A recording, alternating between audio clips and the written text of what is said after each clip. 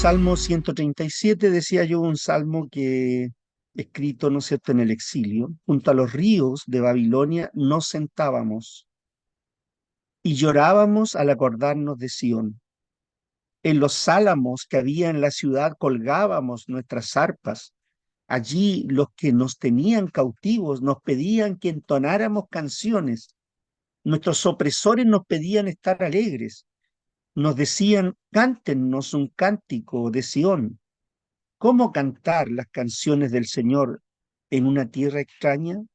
Ah, Jerusalén, Jerusalén, si llegara yo a olvidarte, que la mano derecha se me seque, si de ti no me acordara, ni te pusiera por encima de mi propia alegría, que la lengua se me pegue al paladar. Señor, acuérdate de los edomitas el día en que cayó Jerusalén. Arrásenla, gritaban, arrásenla hasta sus cimientos. Hija de Babilonia, que has de ser destruida, dichoso el que te haga pagar por todo lo que nos has hecho. Dichoso el que agarra a tus pequeños y los estrelle contra las rocas.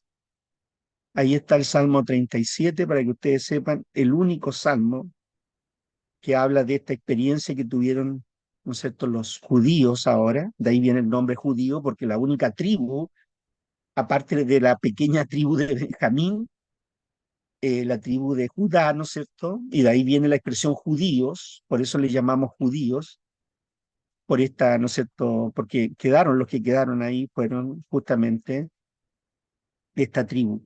Eh, entonces, después de esta experiencia tan triste como hemos mencionado, del exilio, bueno, viene este periodo entonces en que regresan a Jerusalén, ¿no? Regresan, pero la tarea, hermanos, hermanas, la tarea es inmensa, es ingente, ¿no? Digamos, de un punto de vista logístico, como decimos hoy día, la tarea que ellos tenían al volver a su patria, a su tierra, era una tarea que, que no iba a ser fácil y de hecho no lo fue. Van a darse cuenta, bueno, algunos de ustedes seguramente han leído y han predicado o han enseñado este texto. No lo fue para nada, para nada. Fue una tarea gigantesca que tuvieron, ¿no es cierto?, los líderes. Y saben que hay otra cosa que yo quiero decirle a ustedes, que al pensar al pensar en Nehemías, hay otra cosa que me llama la atención.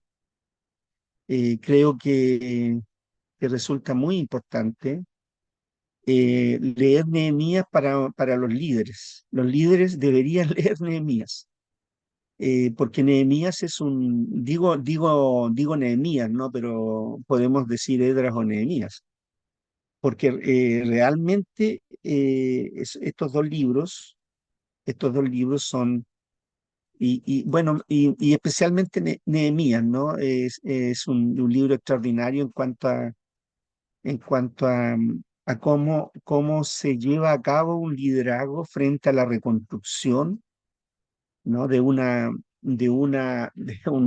ciudad, de una iglesia. No sé si a ustedes les ha tocado reconstruir alguna iglesia. Mis dos pastorados tienen que ver con reconstruir. Sí, sí. Yo he tenido que tomar iglesias que estaban, como dice el chiste, a medio morir saltando, y he tenido que sacarlas adelante, ¿no? Eh, en algún momento se me reconoció, gracias a Dios, ¿no es cierto?, ese trabajo, ¿no? De una iglesia que estaba casi con la lápida puesta. eh, Pudimos hacerlo, y aquí en la quinta región he hecho el mismo trabajo también, ¿no? De una iglesia que estaba ya a punto de cerrarse. Hemos podido, después de 7 años, hoy día puedo decir, hay una iglesia, hay una iglesia, ¿no?, que está moviéndose, que se está desarrollando. Es un privilegio, pero para eso hay que saber desarrollar el liderazgo, hay que tener un liderazgo muy, muy definido. Y yo espero que a ustedes les sirva este repaso por la historia, ¿no?, de estos dos grandes hombres, Esdras y Nehemías. Ahí está el texto que nos ha servido de guía todo este curso, que, que ustedes han tenido que leerlo también, ¿no es cierto?, para responder las tareas. Así que yo le encuentro un texto muy, muy lúcido, ¿no? Con mucha información, fue información erudita, pero también un texto muy lúcido, ¿no? En el análisis del texto y del contenido. Bueno, aquí lo primero que quiero mostrarles es justamente las fechas. Aquí aparecen marcados los profetas, ¿no? Los profetas que fueron tan importantes, nosotros no hemos aludido a ellos.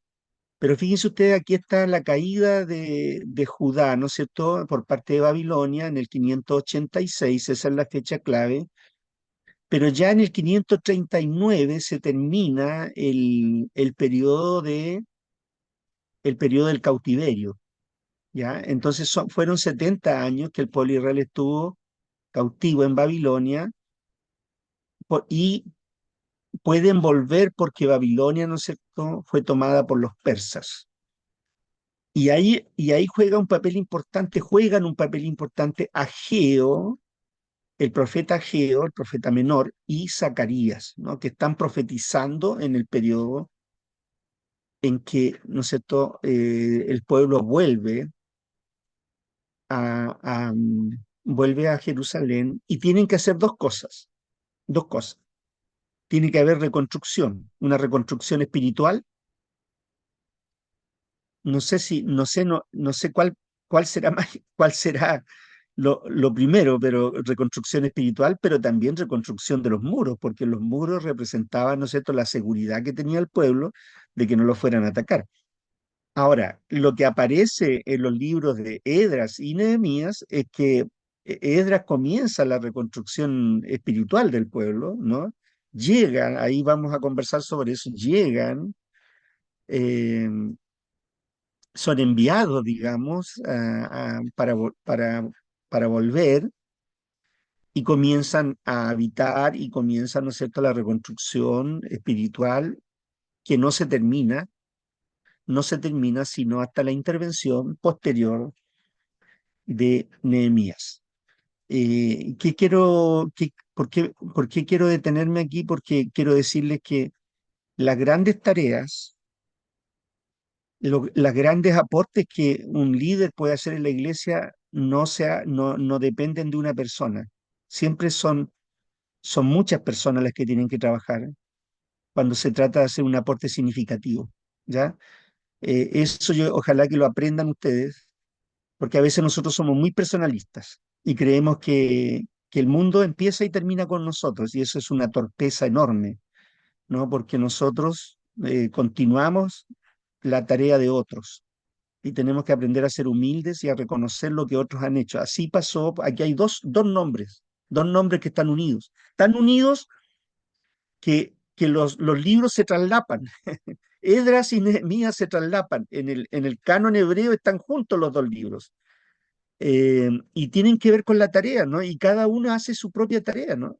Esdras edificando edificando digamos, obteniendo los recursos de parte del rey, ¿no es cierto?, para reedificar el templo, ¿no? Reconstituir la estructura religiosa, ¿no?, física, para que el pueblo, ¿no es cierto?, pudiera adorar a Dios. Eso fue lo primero. Y posteriormente se llevó a cabo la reconstrucción de los muros y ahí intervino Nehemías. Pero Nehemías intervino después de 15 años. 15 años. ¿Cómo estarían ustedes con eso? O sea, las grandes tareas, hermanos, no se hacen en 2 días, ni en una semana, ni en 2 años, ¿no? Lo que estamos viendo aquí es que fue una tarea enorme, una tarea ingente, ¿no? Que llevaron a cabo, bueno, no solamente Edras y Nehemías, sino también Zorobabel, que se menciona aquí en esta gráfica. Fíjense ustedes, comienza el regreso con Zorobabel, ¿no?, en el 538 antes de Cristo, 42.000 judíos, ve, pues, tremenda tarea de regresar 42.000 judíos.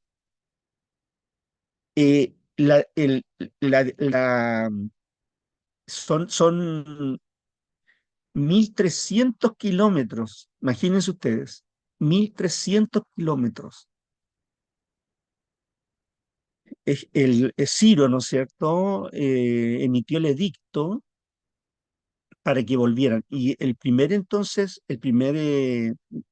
eh, gobernante ahí, quien dirigió, ¿no es cierto?, la primera parte fue Zorobabel, ¿no?, quien inició el trabajo. Primer grupo, ¿ya? Eh, 20 años después hay un segundo grupo, en el 458 antes de Cristo, ya, un segundo grupo que está dirigido por Esdras. Ahora entonces este es un especialista en la ley, ¿no? Un escriba. Los escribas nacen, la institución, ¿no es cierto?, que nosotros conocemos muy bien en el Nuevo Testamento, nacen en el exilio, ¿ya? Y necesitan, pues, se necesitan porque, claro, porque se perdió el hebreo, se mezcló con la lengua, ¿no es cierto?, babilonia, y se formó otro idioma, el arameo, ¿no? Entonces la gente en el exilio, los que nacieron en el exilio, se desarrollaron en el exilio, no conocían el hebreo, entonces había que tener especialistas, ¿no? Y ahí aparecen entonces eh, personas como Edras, ¿no? eh, Escribas, por un lado, ¿no es cierto?, que escribieran la ley, pero también, ¿no es cierto?, eh, también aquellos que estudiaban la ley, ¿no? Así que Edras pertenece entonces a un grupo de especialistas que ya lo van a ver ustedes, ¿no es cierto?, que tienen un protagonismo muy importante en que el pueblo pueda volver a conocer la ley. El pueblo del que estamos hablando aquí, ¿no es cierto?, no conoce la ley, no la conoce. Entonces una tarea importante era que ellos volvieran a escuchar la ley. Y el capítulo 8 aquí es maravilloso, capítulo 8 de Edras, es maravilloso porque justamente ahí Edras lee, perdón, el capítulo 8 de Nehemías, es ahí donde Edras lee la ley, ¿no? Y el pueblo se da cuenta de todo y esto es muy triste, ¿no? Porque se dan cuenta de todo lo que no han hecho, de todas las cosas que la ley mandaba, que Dios les había mandado y ellos no habían obedecido. Y después, 14 años después de Edras, en el 444 hay un tercer grupo que regresa del exilio, que viene con Nehemías. Y Nehemías tiene una tarea muy específica, que es la reconstrucción de los muros de Jerusalén, ¿ya? Y ahora es Artajerjes, ya, ¿no es cierto?, quien envía, ¿no es cierto? Y envía con todos con toda los elementos, ¿no? Con todas las condiciones para poder reconstruir. En todos los casos, ¿ah? En todos los casos los reyes envían y permiten, pero también ordenan que se les provea de todo lo necesario para que ellos puedan reconstruir los muros, por un lado, en el caso de Zorobabel, de Edras y de Nehemías. Pero, sin embargo, hermanos amados, hermanas, ustedes saben, ¿no es cierto?, que una tarea tan grande como es reconstruir el templo y construir los muros de Jerusalén, no iba a estar exenta de dificultades.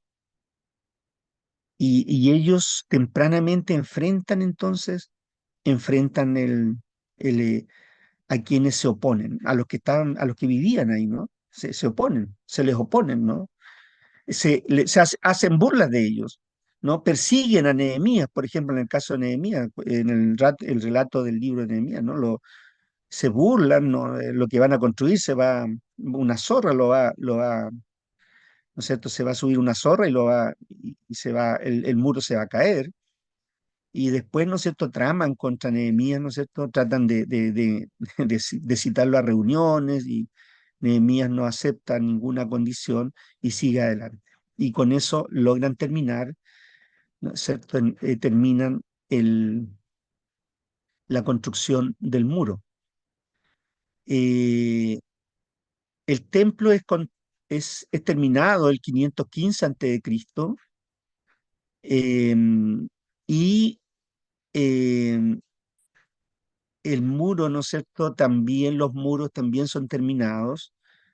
Em, bueno, Nehemías va y vuelve, ¿no? Desde Persia, ¿no? Porque Nehemías pide permiso al rey, lo vamos a leer también, y entonces Nehemías, digamos, es una persona de confianza de Artajerjes, entonces va y vuelve entre Jerusalén y, ¿no es cierto?, la capital del reino. Eh, pero siempre Nehemías, ¿no es cierto?, está pensando en Jerusalén, ¿no? Eso lo llevó a Nehemías a Jerusalén, ¿no? Cuando escuchó los informes de cómo estaban los muros de Jerusalén caídos y el oprobio en que estaba su pueblo, la Biblia dice que Nehemías lloró y oró, ¿no? Y finalmente, ¿no es cierto?, el rey vio su cara y le preguntó y Nehemías tuvo la valentía de hablar con el rey y decirle que su pueblo estaba en oprobio. Bueno, en la Biblia, en español, Edra y Nehemías ocupan un lugar entre los históricos después de Primera y Segunda Crónicas. Sin embargo, en el canon hebreo no es así. Aparecen en los escritos y están antes de Crónicas, ¿ya? A pesar que cronológicamente es correcto, digamos, colocarlo después de Crónicas. Además, los dos libros probablemente formaban una sola obra en el canon hebreo, es decir, nosotros los vemos separados, pero en realidad en el canon hebreo son una sola obra, como ya hemos mencionado, así de los libros de Samuel, de, ¿no es cierto?, Reyes y de Crónicas. Es en la Septuaginta donde se dividen o si no, más tarde, ¿no? En la historia. De hecho, las notas masoréticas finales no aparecen al final de Edras. El total de versículos dado al final de Nehemías es el de ambos libros. Se repiten, ¿no? Si ustedes leen ambos libros, la última parte de Nehemías es muy similar a la de Edras, ¿no? Algunos capítulos de Edras, por lo menos dos capítulos, y el versículo del medio es el de las obras combinadas. Así que están muy, muy relacionados ambos libros, ¿no? En este mismo periodo de la historia. El contenido también se sustenta esta hipótesis, ¿no? Ya que las memorias de Edras, que comienzan en Edras del 7 al 10, eh, se complementan con Nehemías del 8 al 10. Ahí están. Entonces, la división en dos libros no estuvo en la Biblia hebrea hasta el siglo XV. Imagínense ustedes, muy, muy, muy tarde, después de Cristo. O sea, estamos hablando casi del Renacimiento. Y aparentemente se originó en círculos cristianos.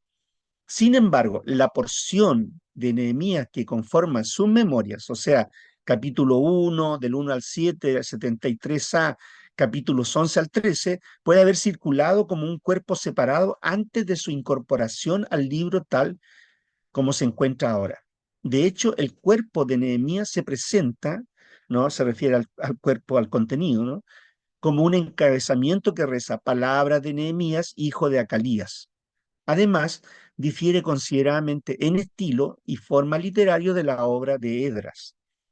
O sea, nosotros lo leemos como una unidad, pero sin embargo, ¿no es cierto? Se ve claramente una diferencia entre ambas redacciones. ¿Ya? Lo de Edras lo vemos más bien como alguien que informa, seguramente tendrían que informar al rey, ¿no? Acerca de su labor, porque fueron enviados del rey, pero lo de Nehemías es distinto, es una escritura en primera persona, ¿ya? Entonces hay una diferencia bastante grande, bueno, en una primera lectura y seguramente si se profundiza, se puede ver esto claramente. Entonces, además difiere considerablemente en estilo y forma literario de la obra de Edras, lo que estoy mencionando de Nehemías, y por lo menos una sección principal está duplicada, como ya he mencionado, la lista de los exiliados que retornan. La última parte, en Nehemías capítulo 7 es la misma parte de Nehemías, de Edras capítulo 2, ¿ya? No hay ninguna diferencia, digamos, pareciera ser que hoy día le llamamos copy-paste, ¿no? Se copió y se pegó, para que ustedes sepan que no es tan nuevo esto de copiar y pegar, ¿ya? Aquí no se pasa piola, digamos, ¿no es cierto? En este caso pasa piola, pero es más o menos eso. Bueno, y aquí está, le he puesto un bosquejo de Esdras primero, regreso del exilio y reconstrucción del templo, 1 del 1 al 6:22, regreso y reformas de Esdras, 7 del 1 al 10 al 10:44, bastante simple, digamos, el bosquejo, no hay nada, ¿no? Bueno, eso es básicamente la tarea que ellos tienen es esa, ¿no? Ya les mencioné que Esdras realiza la reconstrucción espiritual y tiene que ver con el templo, ¿no? Con el templo y con sus funcionarios, con los utensilios del templo, etcétera. Y el regreso y reformas, ¿no es cierto?, de Esdras, ¿por qué? Porque, claro, el regreso implicaba una serie de reformas que había que hacer para que se diera lugar ¿no es cierto?, al culto. Y en el caso de Nehemías, los muros son reconstruidos, uno al 773. No vamos a leer ahora porque lo vamos a leer enseguida, vamos a leer en detalle, digamos, algunos textos. El pacto es renovado, 8:1 al 10:39. Esa es la lectura que hace Nehemías acerca de la ley, ¿no? Es súper interesante el capítulo 8, insisto, ¿no? Porque ahí aparecen, ¿no es cierto?, esta institución, ¿no? Del escriba, ¿no es cierto?, del maestro de la ley y de quienes lo ayudan para que el pueblo pueda entender, ¿no es cierto?, la ley, porque no entendían. Acuérdense ustedes que las escrituras estaban escritas en hebreo y los que estuvieron en el exilio no conocían el hebreo, entonces tenían que traducir literalmente, ¿no? La sociedad entonces es reformada y claro, como consecuencia de la lectura de la ley, entonces hay un impacto ahí en la sociedad, ¿no es cierto? En este pueblo que está instalado ahora, ¿no es cierto?, en Judá. 11:1 al 13:31 de Nehemías. Bueno, ya hemos visto que ambos, los nombres de estos libros, ¿no es cierto?, tienen que ver con estos dos grandes personajes que llevaron una tarea que yo les decía al principio, una tarea ingente, una tarea enorme, que significaba, ¿no es cierto?, la reconstrucción espiritual, religiosa, por un lado, y también la reconstrucción física, ¿no?, de los muros de Jerusalén. Esdras y Nehemías presentan los eventos de dos periodos distintos en la restauración de la tierra luego del exilio: el retorno de los exiliados y la reconstrucción del templo, por un lado, en el 538, 516 a.C., y eso está en Esdras del 1 al 6.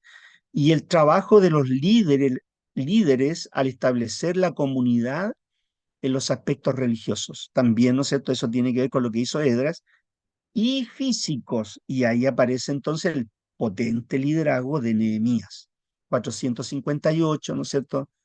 Y bueno, ahí todo el libro de Nehemías es un relato autobiográfico, digamos, de, de la tarea que llevaron a cabo. Es interesante porque hay conciencia histórica aquí claro, una conciencia histórica porque aparecen cartas, ¿no?, listados de los que volvieron, las cartas que fueron enviadas al rey de Persia por parte de los opositores que no querían que se reconstruyera el muro. Entonces, muy interesante todo esto, porque aquí hay otra perspectiva, ¿no?, de lo que significa lo que está pasando. Entonces, ellos dejan constancia Y eso se ve claramente a diferencia de lo que pasaba, ¿no es cierto?, anteriormente.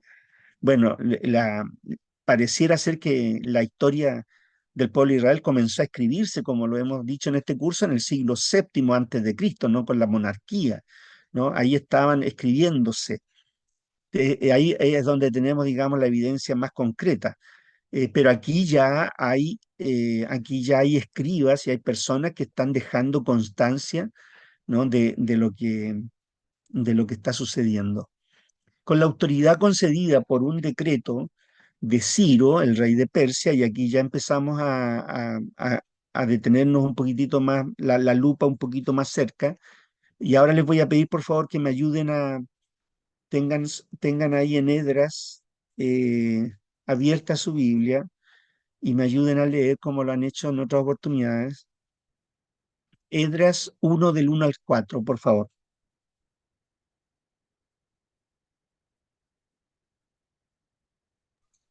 Amén, mi pastor, Por favor, sí. en el nombre del Señor, dice así. En el primer año de Ciro, rey de Persia, para que se cumpliese la palabra de Jehová por boca de Jeremías, despertó Jehová el espíritu de Ciro, rey de Persia, el cual hizo pregonar de palabra y también por escrito por todo su reino, diciendo, así ha dicho Ciro, rey de Persia, Jehová, el Dios de los cielos me ha dado todos los reinos de la tierra y me ha mandado que le edifique casa en Jerusalén, que está en Judá. Quien haya entre vosotros de su pueblo, sea Dios con él, y suba a Jerusalén que está en Judá, y edifique la casa a Jehová, Dios de Israel. Él es el Dios, la cual está en Jerusalén. Y a todo el que haya quedado en cualquier lugar donde more, ayúdenle los hombres de su lugar con plata, oro, bienes y ganados, además de ofrendas voluntarias para la casa de Dios, la cual está en Jerusalén. Y aquí está, este texto está lleno podríamos detenernos aquí y estar escarbando este texto por mucho tiempo. Pero fíjense ustedes, ¿no? El edicto del rey y el rey dispone de todos los medios para que, ¿no es cierto?, se construya el templo, ¿ya? La orden para que el pueblo, ¿no es cierto?, vuelva. Bueno, quienes vuelven es Sesbazar, que aparece ahí, pero se pierde rápidamente, vuelve con todos los utensilios del templo. Y también, ¿no es cierto?, aparece Josadac y el sacerdote y Zorobabel, ¿ya? Quienes finalmente es quien, ¿no es cierto?, queda ahí claramente visible, ¿no? Por favor, el capítulo 3 versículos del 1 al 6. Quien lleva a cabo finalmente la tarea, a eso me refiero. ¿Te lo 3 leo? del 1 al 6, por favor. Sí, hermano Marcial. Cuando llegó el mes séptimo y estando los hijos de Israel ya establecidos en la ciudad, se juntó el pueblo como un solo hombre en Jerusalén. Entonces levantaron Jesúa, hijo de Jodasaf, y sus hermanos, los sacerdotes de Zorobabel, hijo de Salatiel, y sus hermanos, y edificaron el altar del Dios de Israel, para ofrecer sobre el holocausto, como está escrito en la ley de Moisés, varón de Dios. Y colocaron el altar sobre su base, porque tenía miedo de los pueblos y de la tierra, en que ofrecieron sobre el holocausto a Jehová, holocausto por la mañana y por la tarde. Celebraron asimismo las fiestas sobre de los tabernáculos, como está escrito, y holocaustos cada día por orden conforme al rito, cada cosa en su día. Además de esto, el holocausto continuo, las nuevas lunas y todas las fiestas solemnes de Jehová, y todo sacrificio espontáneo toda ofrenda voluntaria a Jehová. Desde el primer día del mes séptimo comenzaron a ofrecer holocaustos a Jehová, pero los cimientos del templo de Jehová no se habían echado todavía. Y dieron dinero a los albañiles y carpinteros. Hasta el, Así hasta el 6 solamente, hermano, ya, hermano ya. Marcial, hasta el 6 solamente esa. Después leemos el siguiente. Bueno, aquí tenemos los inicios, ¿se dan cuenta? No se habían echado los cimientos del templo, sin embargo, comienzan a, ¿no es cierto?, a ofrecer holocaustos y también se celebran las fiestas que no se habían celebrado por mucho tiempo, ¿no es cierto?, todos los años que estuvieron en el exilio, pero no solamente los años que estuvieron en el exilio, sino que de antes del periodo de los jueces, por ejemplo, la fiesta de los tabernáculos no se celebraba, así que el pueblo de Israel, ¿no es cierto?, estaba tratando a partir de aquí, bajo la guía de Zorobabel, en esta primera, digamos, inmigración hacia su tierra, están tratando de restaurar, ¿no es cierto?, la religión de Israel. Eh, y el resto del capítulo relata las preparaciones para reconstruir el templo y echar entonces los fundamentos. El capítulo 3 del 7 al 13. Otra persona, por favor, que lea del 7 al 13, el resto del capítulo. Ya, mi pastor. Sí, por favor. Entonces dieron dinero a los canteros y a los carpinteros, y alimento, bebida y aceite a los sidonios y a los tirios, para que trajeran madera de cedro desde el Líbano por mar hasta Jope, conforme al permiso que tenían de Ciro, rey de Persia. Y en el segundo año de su llegada a la casa de Dios en Jerusalén, en el mes segundo, Zorobabel, hijo de Salatiel, y Jesúa, hijo de Josadac, y los demás de sus hermanos, los sacerdotes y los levitas, y todos los que habían venido de la cautividad a Jerusalén, comenzaron la obra y designaron a los levitas de 20 años arriba para dirigir la obra de la casa del Señor.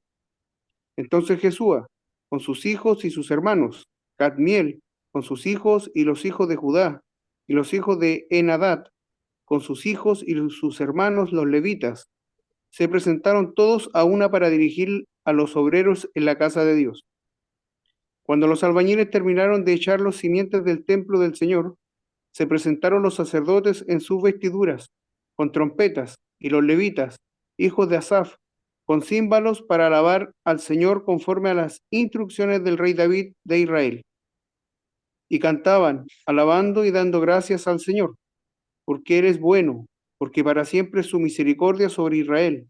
Y todo el pueblo aclamaba a gran voz, alabando al Señor, porque se habían echado los cimientos de la casa del Señor. Pero muchos sacerdotes y levitas y jefes de casas paternas, que ya eran ancianos y que habían visto el primer templo, cuando se echaban los cimientos de este templo delante de sus ojos, lloraban en alta voz, mientras muchos daban gritos de alegría. Así que el pueblo no podía distinguir entre el clamor de los gritos de alegría y el clamor de llanto del pueblo, porque el pueblo gritaba en alta voz, en voz alta, y se oía el clamor desde lejos. Y qué relatos más extraordinarios, hermano. Estos son relatos muy preciosos, llenos de contenido, de detalles, ¿no? Que hablan acerca que son testimonios, ¿no?, de una experiencia que ellos vivieron. Fíjense ustedes cómo estarían los ancianos que habían siendo niños, porque estamos hablando de 70 años, siendo niños habían conocido el templo de Jerusalén, y ahora entonces, bueno, y el Salmo 137 que leí al comienzo de esta clase, ¿no? Ellos no cantaron en el exilio en Babilonia, ¿no es cierto? No, tenían mucha tristeza, digamos, producto de estar fuera de Jerusalén y lejos del templo. Bueno, ahora pueden cantar, ¿no? Ahora pueden alabar al Señor por lo que está pasando, están echando los cimientos del templo. Y hay otro detalle importante, fíjense ustedes cuánta gente está involucrada en esto. Em, las grandes obras requieren de una logística muy importante. Y eso nosotros tenemos que tenerlo claro, ¿no? Hay mucha gente que se involucra, o sea, cuando requerimos que la iglesia crezca, y ahora voy a hacer una aplicación, eh, mucha gente tiene que comprometerse con eso, porque si no, no es posible, ¿no? De repente nosotros somos como los maestros chasquillas, ¿no? Queremos andar metidos en todo y queremos saberlo todo, queremos controlarlo todo, ¿no? Ese no es un buen liderazgo, un liderazgo que controla, ¿no es cierto?, excesivamente hasta el color de la pintura del templo, no es un buen liderazgo, hermanos, ¿no? El líder debe delegar. Esto es lo que yo les decía a ustedes que aprendemos en Nehemías, ¿no? Un buen líder delega y deja que los que saben, los maestros, hagan la tarea. Tenemos que aprender eso nosotros, si queremos, ¿no es cierto?, dejar una huella profunda, respecto, ¿no es cierto?, de nuestra función pastoral. Cuando la población local ofreció ayuda, el capítulo 4 de Edras, versículo 1, eh, Zorobabel, ¿no es cierto?, quien estaba liderando ahí el pueblo en ese momento, la rechazó. Por favor, alguien que lea del 1 al 4. 4 del 1 al 4, por favor, de Edras. Otra persona, por favor, les quiero pedir que vaya leyendo. Yo, pastor, yo lo leo, 4, Carlos, por favor. del 1 al 4. Sí. Oyendo los enemigos de Judá y de Benjamín que los venidos de la cautividad edificaban el templo de Jehová, Dios de Israel, vinieron a Zorobabel y a los jefes de las casas paternas y les dijeron: edificaremos con vosotros, porque como vosotros buscamos a vuestro Dios y a él ofrecemos sacrificios desde los días de Sar Adón, rey de Asiria, que nos hizo venir aquí.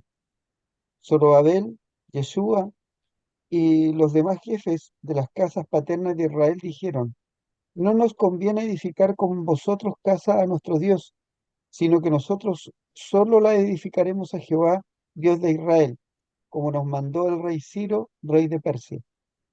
Pero el pueblo de la tierra intimidó al pueblo de Judá y lo atemorizó para que no edificara. ¿Sí? ¿Hasta ahí? ¿Al 4? Entonces, hasta ahí solamente, gracias. Fíjense ustedes qué interesante, ¿no? Claro, estaban ofreciendo ayuda, pero era una ayuda eh, con una mala intención, y Zorobabel lo capta esto. En ese sentido, los líderes del pueblo, tanto Zorobabel como Nehemías, tienen una claridad muy meridiana, digamos, respecto a cómo se ha de dirigir. Y el resto del capítulo 4 resume la oposición, entonces, porque la oposición comienza aquí, pero no termina aquí, ¿no? Y quiero decirle a usted que cada vez que en una iglesia, ahora quiero hacer el paralelo y la aplicación a la vida de la iglesia, a la experiencia de la iglesia. Cuando la iglesia está creciendo y está queriendo salir adelante, siempre va a haber oposición, siempre. O sea, un líder que cree que las cosas van a ser muy sencillas y que todo va a ir como dicen ¿no es cierto?, en un lenguaje marítimo, viento en popa, está muy equivocado, ¿no? Está muy equivocado. No siempre hay oposición, desde adentro y desde afuera. Aquí se experimenta, ¿no? Se experimenta aquí, y Nehemías es mucho más claro respecto de eso. No solo a la obra de reconstrucción entonces que encara Zorobabel en este caso, sino además a la reconstrucción de los muros de la ciudad bajo el mando de Nehemías a mediados del siglo siguiente. A partir del versículo 8, y aquí les voy a pedir, por favor, que lean el versículo, el 4, 8 y el 6, 18, por favor. 4, 8 y 6, 18. A ver, alguno de ustedes que lo lea. 4, 8 y 6, 18. Yo lo leo, pastor. ¿Ya, Pablo? Sí. Capítulo 4, verso 8 dice: 8. "Re- ¿Ya? Rehum, canciller, y Simsai, secretario, escribieron una carta contra Jerusalén al rey Artajerjes, Y el 6:18 dice, y pusieron a los sacerdotes en sus turnos y a los levitas en sus clases para el servicio de Dios en Jerusalén conforme a lo escrito en el libro de Moisés. Ya. Lo que pasó aquí entonces es que los enemigos mandaron una carta al rey, ¿no? Para oponerse, ¿no? Y de hecho lograron que la reconstrucción se detuviera, ¿ya? Por lo menos por 2 años. Entonces, y para evitar entonces y para evitar que más adelante en el capítulo 6, versículo 18, que los atacaran, entonces ellos pusieron guardias, ahí tuvieron que colocar guardias, porque si no iban a, ¿no es cierto?, iban a sufrir el ataque, ¿no?, de los enemigos. Este relato del capítulo 6, el capítulo 4 al 6, está en arameo, fíjense ustedes, es decir, está en esta nueva lengua, ¿no? En esta lengua híbrida que se creó después del exilio. El capítulo 4 finaliza con el anuncio de que la obra quedó suspendida hasta el año segundo del reinado de Darío, el rey. Por favor, alguien que lea el 4:24.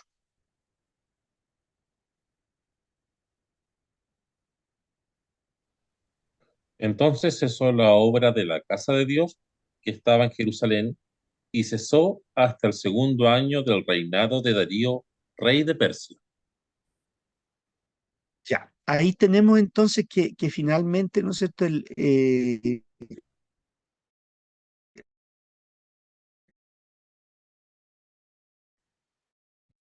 producto de la oposición que tuvieron de parte de los enemigos, cesar, ¿no? Eh, mm, Así que como digo, no fue fácil y ninguna tarea importante es fácil, ninguna. Los capítulos 5 y 6 cuentan la reconstrucción final del templo bajo el liderazgo de Zorobabel, que ya los hemos mencionado a ambos, y el aguijoneo constante de los profetas. Y aquí entonces la importancia que tiene, ¿no es cierto?, la palabra profética, la palabra pastoral, ¿no es cierto?, en Ageo y Zacarías. Eh, y por favor, alguien que lea el capítulo 5:1. 5:1. Estos son los dos profetas que están presentes en el periodo. Profetizaron Ageo y 5:1. Zacarías, hijo de Ido, ambos profetas, a los judíos que estaban en Judá, en Jerusalén, en el nombre del Dios de Israel, quien estaba sobre ellos. Muchas gracias, muchas gracias. Dos profetas que nosotros lo conocemos como parte de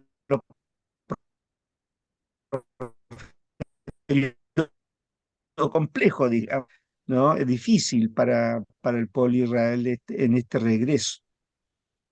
Recuerda la oposición inicial de Tannai, gobernador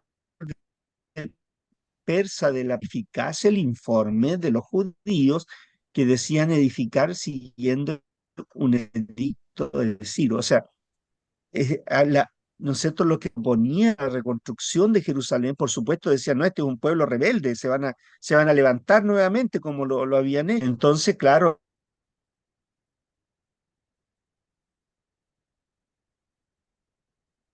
y de Persia, Darío ordenó una búsqueda de los archivos reales en los que se descubrió el decreto.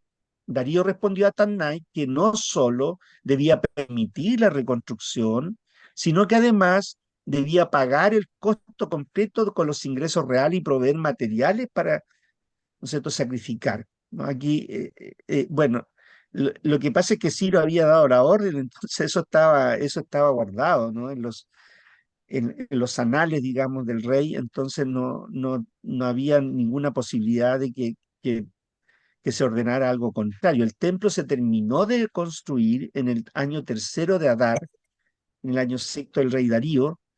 Ya, verso 15, por favor, estamos en el capítulo 6, me parece. Capítulo 6, versículo 15. A ver, alguno de ustedes que lo lea. Esta casa fue terminada el tercer día del mes de Adar, que era el sexto año del reinado del rey Darío. Muy bien, muchas gracias. Ahí está entonces, se terminó el templo, pero fíjense ustedes que aquí algo interesante, se terminó el templo, pero no se terminaron, no se tocaron, digamos, los muros, ¿no? Los muros estaban destruidos. Así que era un tema porque Jerusalén estaba despoblada. Claro, habían vuelto 42.000 judíos, pero esos judíos habían vuelto a su terreno, digamos, estaban viviendo, ¿no es cierto?, dispersos. em, y bueno, se terminó el templo por un lado, estaba pendiente lo otro. Luego se celebró un festival de dedicación y una fiesta de Pascuas. Fíjense ustedes, entonces están recuperando, ¿no es cierto?, sus ritos, que habían dejado, ¿no es cierto?, que habían dejado de lado. Están retomando, ¿no es cierto?, su religión, su religiosidad. No se tiene, en cuanto a las obras de Esdras y Nehemías, no se tiene registro de los acontecimientos del periodo posterior a la finalización del templo y hasta el tiempo de Esdras, unos 57 años más tarde, con excepción del pequeño dato de Esdras 4:6, de que ellos escribieron una acusación contra los judíos al comenzar el reinado de Asuero. ¿Ya? Se les acusó entonces. Y el problema, hay un problema que refleja, ¿no es cierto?, se refleja tanto en Esdras como en Nehemías, es que el sacerdote Esdras, entonces, este escriba diligente en la ley de Dios, em, vuelve a Jerusalén, ¿no? Respecto, entonces, para que la ley de Dios sea establecida, ¿no? Y establecer magistrados y jueces, ¿no es cierto?, y gobernar a todos, y que todos conocieran la ley, ¿no?, de enseñar a aquellos que no la conocían, ¿no? Em, Bueno, y es que también hay un listado de las familias que acompañaron a Edra en esta segunda ola. Por favor, leamos los versículos 7, 8, capítulo 7, versículo 8.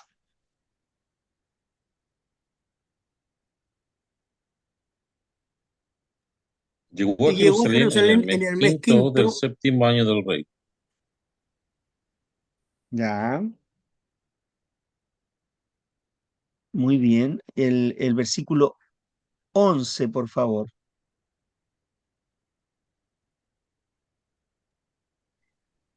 Esta es la A copia del ver, documento que el rey Artajerjes dio a los sacerdotes y escribas y escriba Esdras, escriba versado en los asuntos de los mandamientos de Jehová y en sus estatutos para Israel.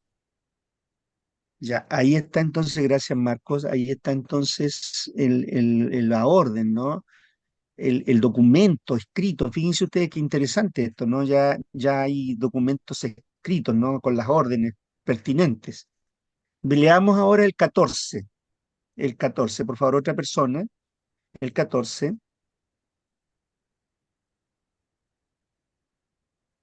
Porque la parte del rey y de sus 7 consejeros era enviado a visitar a Judea y a Jerusalén, conforme a la ley de Dios, de tu Dios, que está en tu mano. Fíjense ustedes, ¿no? Es muy explícita la orden de parte del rey. Es el rey, ¿no es cierto?, que nada tiene que ver con la religión. Él ordena, ¿no? Anda a Jerusalén y establece allí, ve cuál es la situación y ordena al pueblo. Parece ser, leía yo, que la tarea de Edra finalmente no es muy exitosa, porque finalmente después de Edras tiene que venir Nehemías, y Nehemías, junto con la reconstrucción de los muros, también termina la reconstrucción espiritual del pueblo. Versículo 25, por favor, del capítulo 7. Y tú, Edras, conforme a la sabiduría que tienes de tu Dios, pon jueces y gobernadores que gobiernen a todo el pueblo que está al otro lado del río, a todos los que conocen las leyes de tu Dios, y al que no las conoce le enseñarás. Ahí fíjense ustedes, entonces la tarea de Edras era la tarea, ¿no es cierto?, de enseñar la ley de Jehová al pueblo que no la conocía, ¿no? Que, bueno, ahí podemos sacar harto, hay mucho que comentar ahí, ¿no? Porque acuérdense ustedes que en estos tiempos la gente no leía, ¿no? O sea, a ver, las personas no había bueno, los hebreos eran privilegiados en ese sentido porque tenían que aprender la ley, pero en general en este periodo pareciera ser que no había conocimiento de la ley de Dios, la gente no tenía mucha formación, entonces la tarea de Edras es enorme, ¿no? Tener que enseñar la ley al pueblo para que el pueblo, ¿no es cierto?, pueda conocer, ¿no es cierto?, eh, qué es lo que Dios les ha ordenado. El capítulo 8 termina con un resumen en tercera persona de los sacrificios de los exiliados que vuelven y la entrega de la comisión del rey a las autoridades persas. La narración continúa en primera persona presentando el informe de los oficiales judíos respecto a los casamientos mixtos del pueblo, incluyendo a sacerdotes y levitas. Después del ayuno de Edras y de una larga oración, se reunió una gran asamblea y con gran remordimiento ofrecieron divorciarse de sus esposas extranjeras, llamando a Edras para que supervisara la tarea según la ley. Vamos a leer solamente este versículo para no alargarnos mucho. Bueno, era una cuestión que inevitablemente iban a tener que enfrentar, ¿verdad? Porque, claro, hubo personas que se quedaron ahí, se quedaron en la tierra, y por supuesto ellos se mezclaron con los otros pueblos. Entonces, cuando ellos leen la ley de Jehová, ellos se dan cuenta que Dios les había dicho que no se mezclaran. Ya el reino del norte, ¿para qué decir? ¿No es cierto? Había una mezcla, ¿no es cierto? Una mixtura ahí. Entonces, aquí Esdras tiene que enfrentar esta situación. Bueno, también lo hace Nehemías. eh, Esdras tiene que enfrentar esta situación. Por favor, vamos al capítulo 10, del 1 al 5, pero fíjense ustedes qué interesante cómo lo hace, ¿no? Cómo lo hace Esdras. Por favor, 10 del 1 al 5, alguien que lo lea.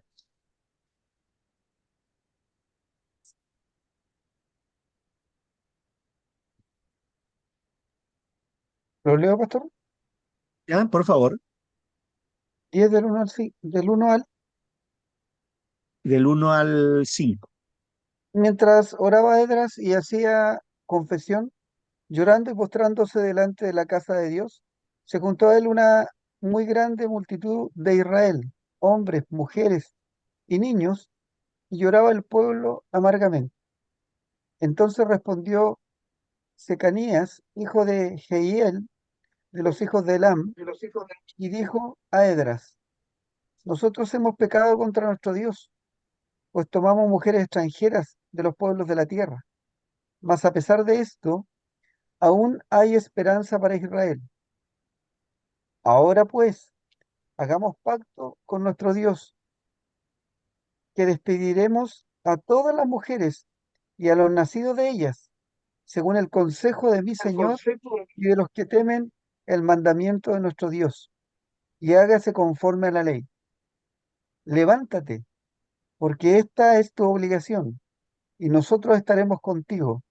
Esfuérzate y pon mano a la obra. Entonces se levantó Esdras y juramentó a los príncipes de los sacerdotes y de los levitas y a todo Israel que harían conforme esto, y ellos juraron. ¿Al 5? Qué tremendo, ¿no? Aquí es donde uno se cuestiona, ¿no? Y cuestiona esta decisión, ¿no? Tan fuerte. Estas son las consecuencias de las decisiones que se toman, ¿no? Y cómo, ¿no es cierto?, finalmente cuando se quiere obedecer la ley del Señor, a veces también hay que tomar decisiones drásticas, hermanos, hermanas. En este caso, ¿no es cierto? El pueblo tiene que asumir un compromiso y bueno, y el pueblo está de acuerdo, ¿no? Aquellos que habían tomado mujeres, ¿no es cierto?, de los otros pueblos están de acuerdo con esta decisión. Entonces, la comisión, no vamos a entrar en detalles, la comisión se reunió por 2 meses, dice el versículo 17, y el primer día del mes primero terminaron de resolver todos los casos de todos los que se habían casado con mujeres extranjeras. O sea, no fue fue una decisión, digamos, pero la resolución no fue simple para examinar el asunto. El relato termina con el listado de los que incurrieron en culpa entonces y ahí aparece, al final del capítulo que estamos leyendo, el capítulo 10, aparece el listado entonces de todos aquellos que habían, ¿no es cierto?, incurrido en esta situación. Ahí tenemos entonces el caso, ya el libro de Esdras, y pasamos al libro de Nehemías. Por favor, ahí ténganlo a mano.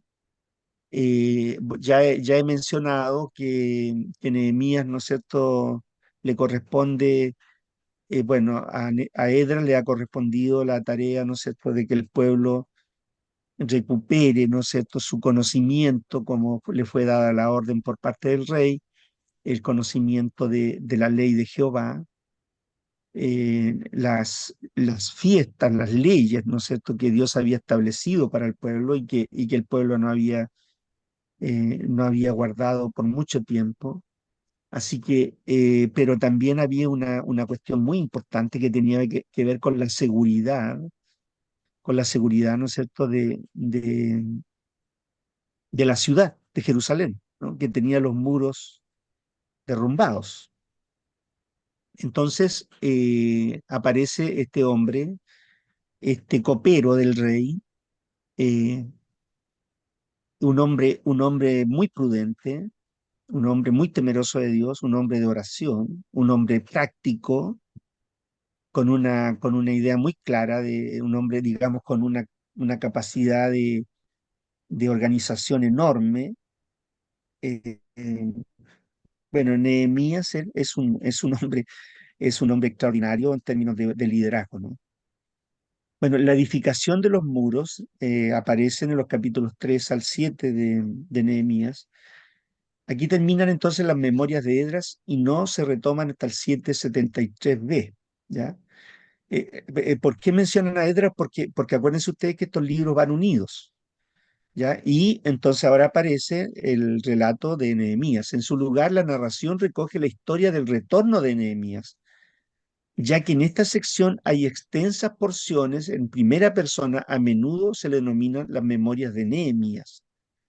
En el mes de Quisleu, en el año 20, el rey Artajerjes, ¿no es cierto?, eh, de Artajerjes, Anani, el hermano de Nehemías, llegó de Jerusalén con una delegación de judíos para informarle a los habitantes de Judea que los habitantes de Judea estaban en una situación muy difícil y que los muros de Jerusalén estaban en ruinas. Nehemías, que era copero del rey, lloró y oró fervientemente al Señor. Veamos entonces el capítulo, veamos capítulo 1, versículos del 1 al 4 de Nehemías, por favor. Primero. Del 1 al 4, Sí, por favor, hermano Jorge. palabras de Nehemías, hijo de Acalías. En el mes de Quisleu, en el año 20 del rey Artajerjes de Persia, estando yo en la fortaleza de Susa, vino Ananí, uno de mis hermanos, con algunos hombres de Judá, y les pregunté por los judíos, los que habían escapado y habían sobrevivido a la cautividad, y por Jerusalén.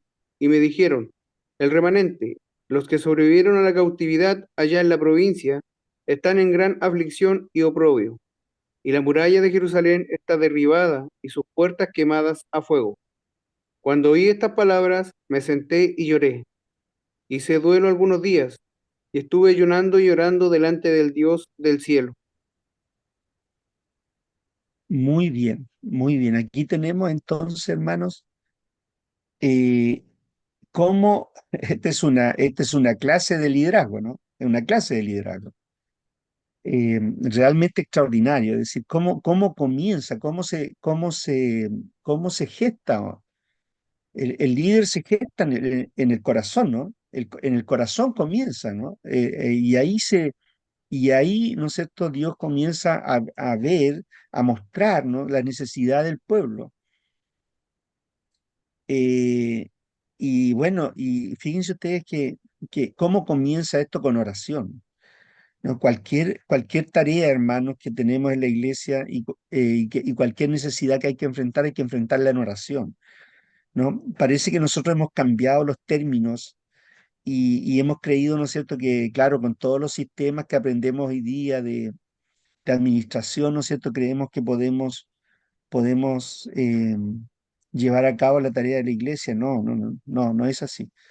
La tarea, el reino, en el reino, ¿no es cierto?, las cosas funcionan distintas y hay que comenzar con oración, ¿no? Y el Señor nos muestra la necesidad ¿no es cierto?, nos lleva a orar cuando vemos la necesidad de la iglesia. Y así que, bueno, no la voy a leer, pero la oración que aparece de Nehemías ahí, lo primero es que Nehemías pide perdón. Pide perdón no por él, ¿no?, sino por los líderes, lo que habían hecho los líderes anteriormente, ¿no? Bueno, y ahí entonces a Nehemías se le da la posibilidad de volver. Capítulo 2, ¿no? Un día en el mes de Nisan, del año 20 del reinado de Artajerjes, al ofrecerle vino al rey, como él nunca antes me había visto triste, me preguntó: ¿por qué estás triste? No me parece que estés enfermo, así que debe haber algo que te está causando dolor. Y yo sentí mucho miedo y le respondí: él era el copero del rey, él no podía estar triste, él no podía tener una cara, ¿no es cierto?, demacrada porque tenía que presentarse ante el rey. Por eso sintió mucho miedo y le respondí: que viva su majestad para siempre. ¿Cómo no he de estar triste si la ciudad donde están los sepulcros de mis padres se halla en ruinas, con sus puertas consumidas por el fuego? ¿Qué quieres que haga?, replicó el rey. Encomendándome al Dios del cielo, le respondí: si su majestad le parece bien, y si este siervo suyo es digno de su favor, le ruego que me envíe a Judá para edificar la ciudad donde están los sepulcros de mis padres. ¿Qué piensa usted? Eh, Irresponsable Nehemías, ¿no es cierto? Porque no piensa en todo lo que significa, hermano, toda la logística, todo el dinero que había detrás de esta petición que él estaba haciendo, ¿no es cierto? Y sin embargo, ¿no es cierto?, este hombre tiene una visión que nace de la necesidad que él ve en su pueblo. Y como tiene una visión, entonces él pide, ¿no? No tiene problema en pedir, ¿no? Esa es la gran diferencia, hermanos, entre un líder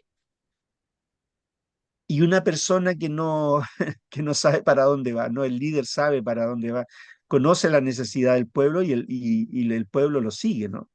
Como pasó finalmente con Nehemías. Pero Nehemías tiene gestos muy interesantes en términos del liderazgo, ¿no? Eh, entonces, eh,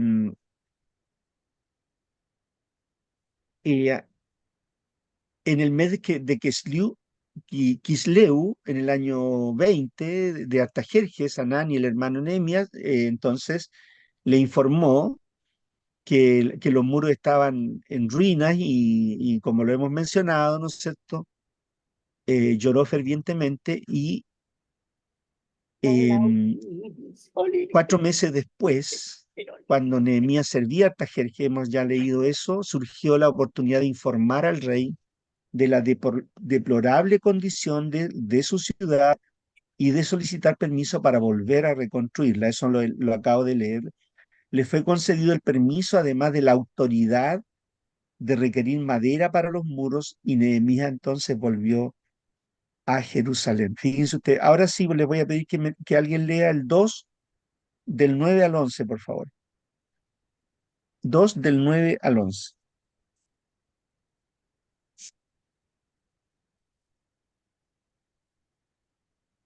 Vine, lo, vine luego a los gobernadores, sí, vine luego a los gobernadores del otro lado del río y les di las cartas del rey, y el rey envió conmigo capitanes del ejército y gente a caballo. Pero oyéndolo Sanbalat, Horonita y Tobías, el siervo amonita, les disgustó el extremo que viniese alguno para procurar el bien de los hijos de Israel. Llegué pues a Jerusalén, y después de estar allí 3 días, me dijo hasta el 11. Gracias, hermano Rubén. Dice, sigo leyendo, salí de noche acompañado de algunos hombres, pero pero a ninguno de ellos le conté lo que mi Dios me había motivado a hacer por Jerusalén. La única bestia que llevábamos era la que yo montaba. Esa noche salí por la puerta del valle hacia la fuente del dragón y la puerta del basurero. Inspeccioné las ruinas de la muralla de Jerusalén y sus puertas consumidas por el fuego. Después me dirigí hacia la puerta de la fuente y el estanque del rey, pero no hallé por dónde pasar con mi cabalgadura. Así que, siendo aún de noche, subí por el arroyo mientras inspeccionaba la muralla. Finalmente regresé y entré por la puerta del valle. Los gobernadores no supieron a dónde fui ni qué hice, porque hasta entonces no había dicho nada a ningún judío, ni a los sacerdotes, ni a los nobles, ni a los gobernadores, ni a los que estaban trabajando en la obra. ¿Sabe lo que hay que hacer antes de iniciar una tarea? Hay que ver las condiciones. ¿Qué tenemos? ¿Qué no tenemos? ¿Cuál es el problema? ¿No? Y aquí Nehemías nos da una clase magistral, ¿no? De lo que se hace cuando se comienza una tarea enorme, ¿no? No le contó a nadie, no dijo nada y, ¿no es cierto?, fue a ver en las condiciones en que estaba el muro. Le fue concedido entonces el permiso y volvió entonces. Luego de una estadía de 3 días, recorrió secretamente y de noche los muros arruinados y posteriormente informó a sus paisanos de su comisión, alentándolos a encarar la obra. Leo el verso 17. Por eso les dije, ustedes son testigos de nuestra desgracia. Jerusalén está en ruinas y sus puertas han sido consumidas por el fuego.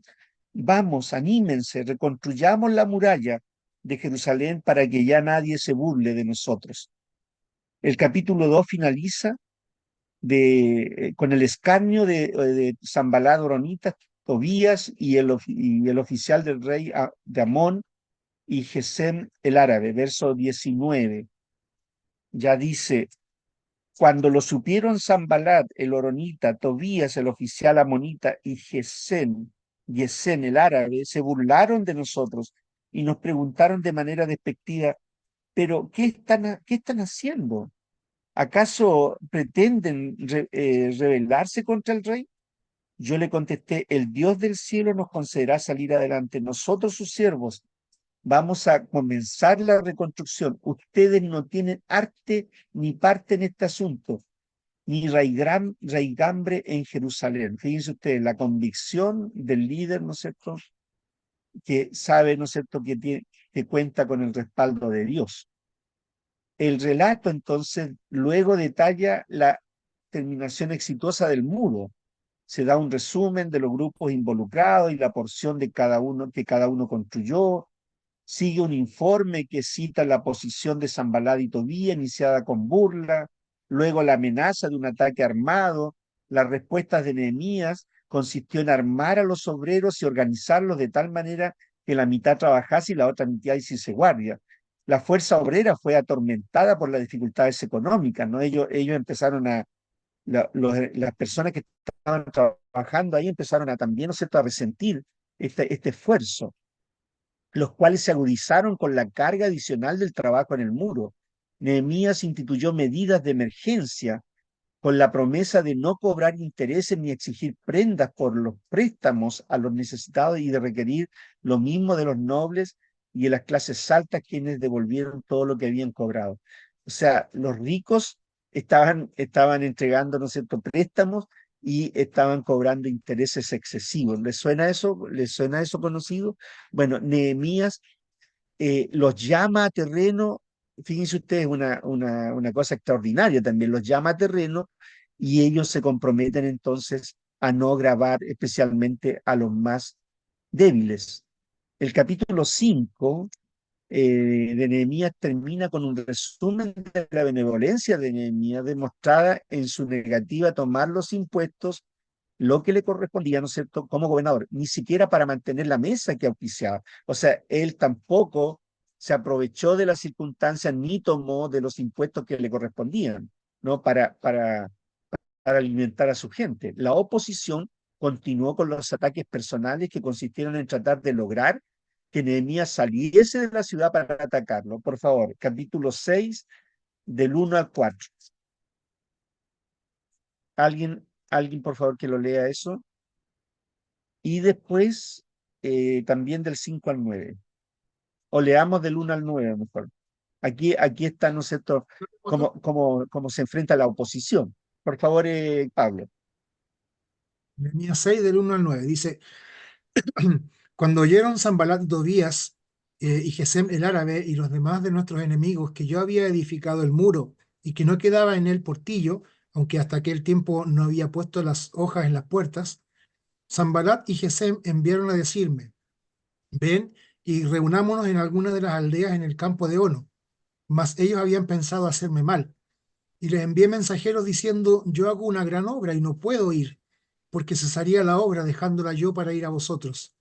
Y enviaron a mí con el mismo asunto hasta 4 veces, y yo les respondí de la misma manera. Entonces Sanballat envió a mí su criado para decir de lo mismo por 5ª vez, con una carta abierta en su mano, en la cual estaba escrito, se ha oído entre las naciones y Gazmú, perdón, se ha oído entre las naciones, y Gazmú lo dice, que tú y los judíos pensáis rebelaros, y que por eso edificas tú el muro con la mira, según estas palabras, de ser tú su rey, y que has puesto profetas que proclamen acerca de ti en Jerusalén, diciendo, ay, rey de Judá, y ahora serán oídas del rey las tales palabras. Ven por tanto y consultemos juntos. Entonces envié yo a decirle, no hay tal cosa como dices, sino que de tu corazón tú lo inventas, porque todos ellos nos amedrentaban diciendo, se debilitarán las manos de ellos en la obra y no será terminada. Ahora pues, oh Dios, fortalece tú mis manos. Bueno, nuevamente tenemos un líder que sabe escuchar o no escuchar, que sabe escuchar, ¿no es cierto? Sabe escuchar cuando los débiles gritaron, ¿no es cierto?, sobre sus necesidades y sabe enfrentar a aquellos que tenían que enmendar el camino y acá sabe detener, ¿no es cierto?, los rumores, ¿no? ¿Cuántas veces los líderes se ven enfrascados, ¿no es cierto?, en tratar de explicar? Yo he aprendido esto, hermanos, en el trabajo de la iglesia, que hay cosas que no me interesa meterme, no hay comentarios, ¿no?, que no me interesa aclarar, ¿no? Y a veces cuando uno se mete en ciertos comentarios, se enreda, ¿no? Y enreda la obra.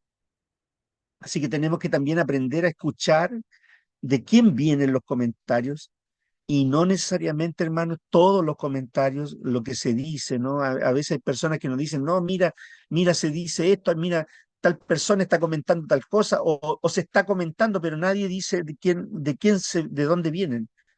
Entonces tenemos que aprender también a desechar aquellos comentarios, ¿no?, que no nos van a ayudar a que la obra siga adelante, ¿no? Y así como vienen los comentarios, también se van, ¿no? Entonces tenemos que aprender, ¿no? Como en el liderazgo que desarrollamos, eh, de esto que lo hacen, que Nehemías, ¿no es cierto?, lo tiene súper claro. Finalmente los opositores contrataron, fíjense usted, a personas que entregasen oráculos que llevaran a Nehemías a encerrarse en el templo con temor por su vida. O sea, ya no les resultó una cosa, entonces terminan contratando, ¿no es cierto?, falsos profetas. Él resistió todas estas cosas y el muro se terminó el 25 de Elul, luego de 52 días de trabajo. Yo quiero llamarle a ustedes la atención antes de seguir adelante, porque ya estoy bastante avanzado con esta exposición. Quiero preguntarles, ¿usted sigue adelante en su tarea o está detenido en comentarios y en situaciones aclarando ciertos comentarios? Yo le recomiendo que siga adelante, ¿no? Siga adelante en su tarea, en su visión. No se deje engañar y no se deje amedrentar tampoco, ¿no es cierto?, por personas que a veces quieren, ¿no es cierto?, los agoreros, ¿no? No, esto no va a funcionar. No, esto no, nunca ha funcionado bien, ¿no? Hay personas que son especialistas, hermanos, en decir comentarios sobre las cosas que hacemos o decimos, ¿no? En términos de liderazgo. Hay que aprender a seguir adelante, ¿no es cierto? Y a no escuchar ciertos comentarios que son nocivos para el desarrollo de la tarea que tenemos por delante. Muy bien. Eh, bueno, el capítulo 7 contiene los decretos de Nehemías, ¿no es cierto?, para la seguridad de la ciudad. Capítulo 7, por favor, alguien que lea del 1 al 3. Vamos a leer mejor del 1 al 4. Capítulo 7, del 1 al 4. Cuando usted lo tenga, lo lee, por favor, abre su micrófono. Luna, Ya. por favor. Cuando quedó terminada la muralla e instalé las puertas en sus sitios, se nombraron porteros, cantores y levitas. A mi hermano Ananí le entregué la responsabilidad de gobernar Jerusalén junto con Ananías, el comandante de la fortaleza, porque era un hombre fiel que temía a Dios más que la mayoría. Les dije, no dejen abiertas las puertas durante las horas más calurosas del día, y aún mientras los porteros estén de guardia, mantengan las puertas cerradas con las barras puestas. Asignen a los residentes de Jerusalén para que hagan guardia, cada uno con un turno regular. Algunos servirán en puestos de centinela y otros frente a su propia casa. Ya, ahí están entonces, gracias. Ahí están entonces, ¿no?, la manera en que Nehemías tiene que organizar, ¿no? Organizar la seguridad de la ciudad. Acuérdense ustedes que los muros representan seguridad. Bueno, para ese tiempo, indudablemente, ¿no? Representaron una seguridad.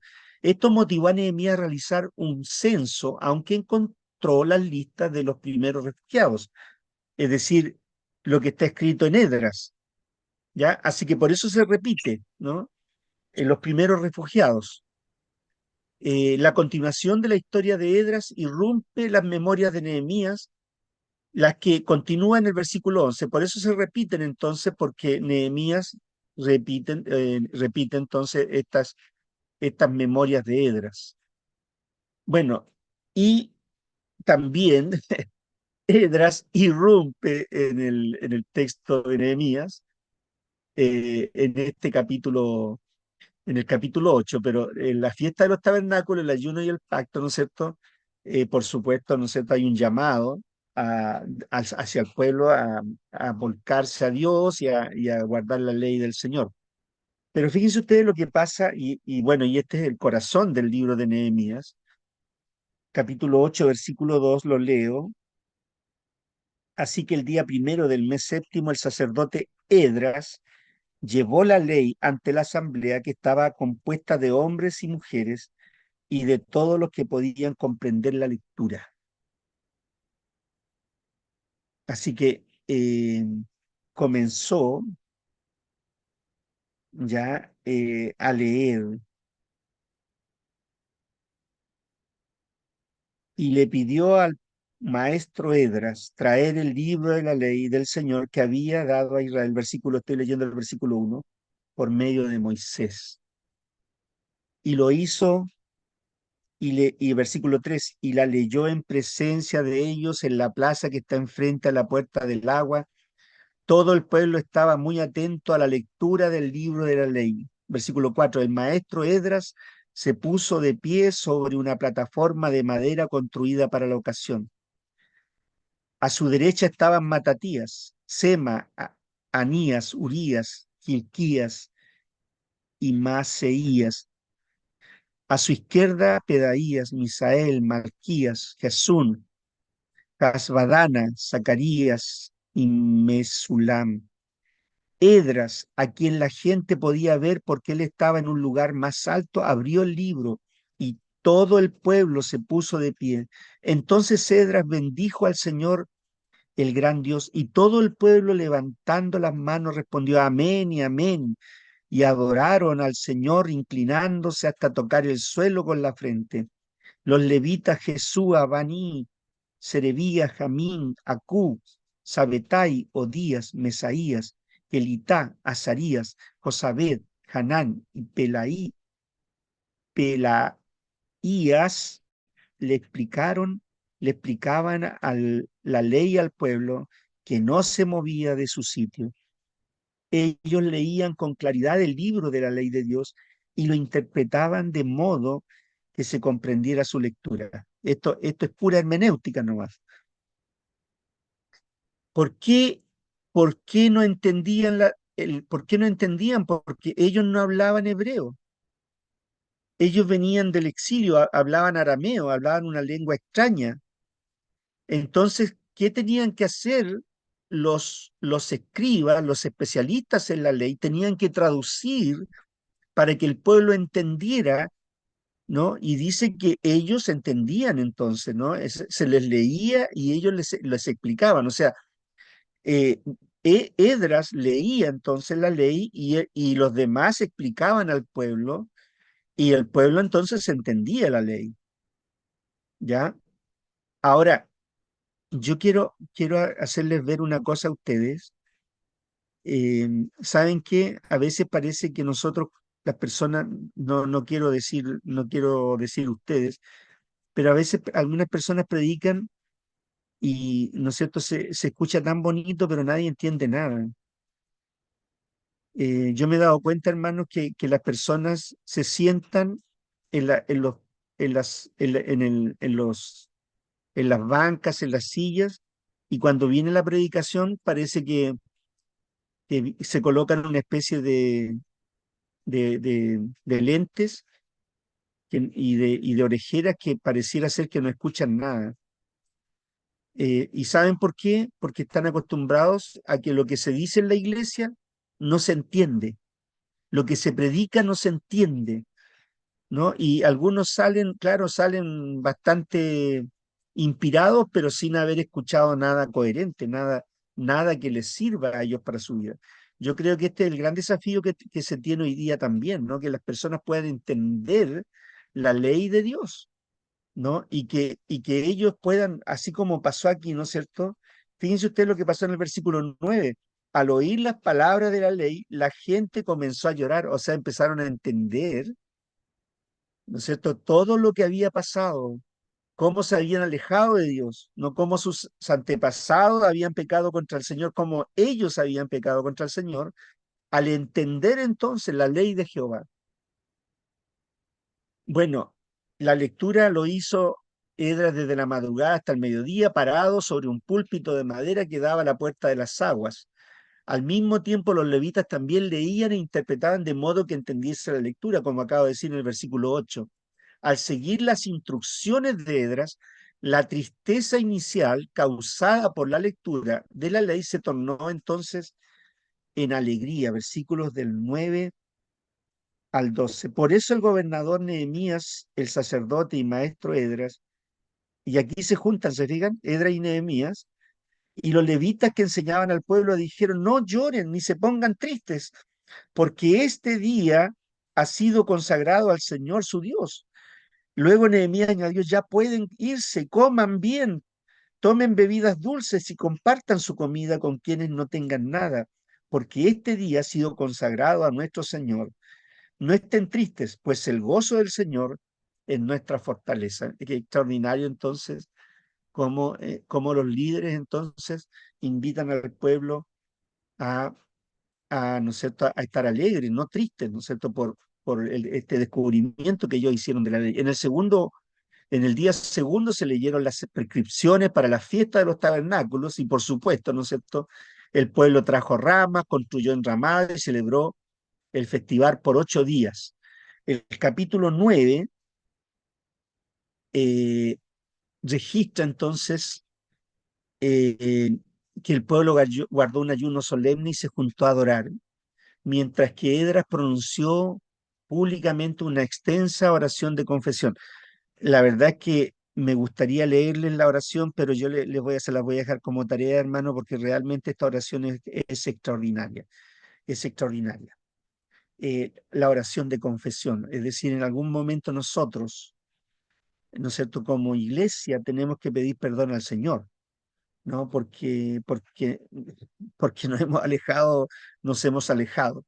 A continuación aparece un relato en primera persona que informa la decisión de hacer un pacto firme, y este relato continúa en el 10:29. Por favor, 10:29, estamos avanzando ahí rápidamente en el 10:29 dice de la siguiente manera, yo lo leo.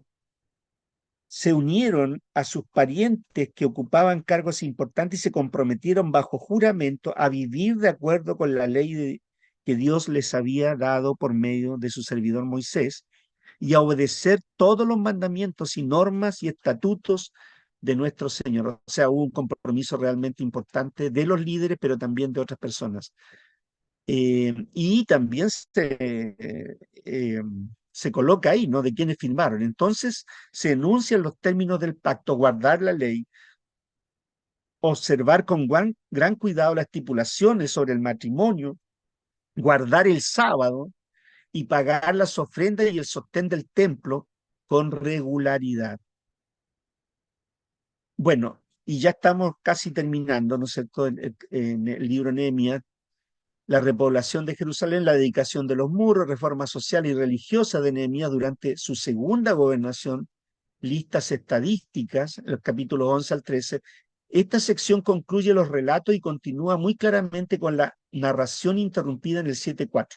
Comienza con un breve resumen de la población de Jerusalén, que se inicia echando suerte para ver quién poblará la ciudad. O sea, necesitaban poblar la ciudad de Jerusalén, porque ellos estaban, ¿no es cierto?, habían vuelto muchos y estaban viviendo seguramente en los alrededores.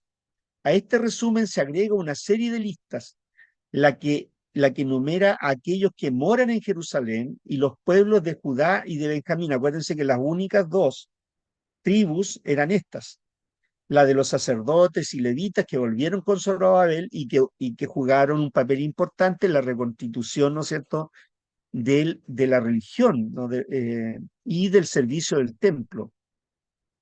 La genealogía de los sumos sacerdotes, desde Jesús hasta Jadúa, y los jefes de las casas sacerdotales y levitas. A continuación, aparece el relato de la dedicación de los muros, celebrada por 2 procesiones que marcharon alrededor de los muros en dirección contraria, encontrándose en el templo. La sección concluye con la designación de oficiales para la colecta de diezmos y ofrendas levíticas y la inclusión de extranjeros en la comunidad. El libro concluye, y con esto estamos terminando, resúmenes de las reformas llevadas a cabo durante la segunda gobernación de Nehemías, que comenzó en el 432. Estas reformas incluyen la expulsión de Tobías, el amonita, que no tendría por qué haber estado ahí y menos ligado al templo, de un cuarto en el templo. Fíjense ustedes que el sumo sacerdote Eliasib le había cedido, y las medidas necesarias para proveer los diezmos debidos a los levitas, porque tampoco habían llegado los diezmos para sostener, ¿no es cierto?, a los levitas.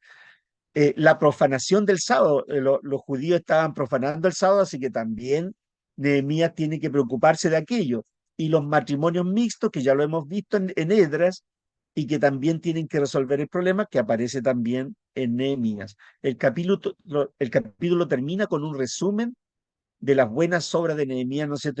Y Nehemías le dice a Dios, Dios, acuérdate de mí que hice, ¿no es cierto?, esto que aconteció. Bueno, ahí termina el libro de Nehemías, y yo termino también de compartir eso con ustedes. Bueno, ya les he mencionado al principio de esta exposición que para mí ha sido extraordinario poder revisar este periodo de la historia del pueblo de Israel, estos dos libros, ¿no es cierto?, que son tan importantes, que dos figuras tan significativas en la reconstitución religiosa, en la reconstitución política, en la reconstitución, ¿no es cierto?, de una nación como lo fue Israel, o el remanente que quedó, ¿no es cierto?, después de la deportación. Así que yo creo que, vuelvo a insistir, que aquí hay modelos de liderazgo modelos de liderazgo bíblicos, que nosotros podemos asumir en el contexto, ¿no es cierto?, de la iglesia. Les dejo entonces algunos comentarios.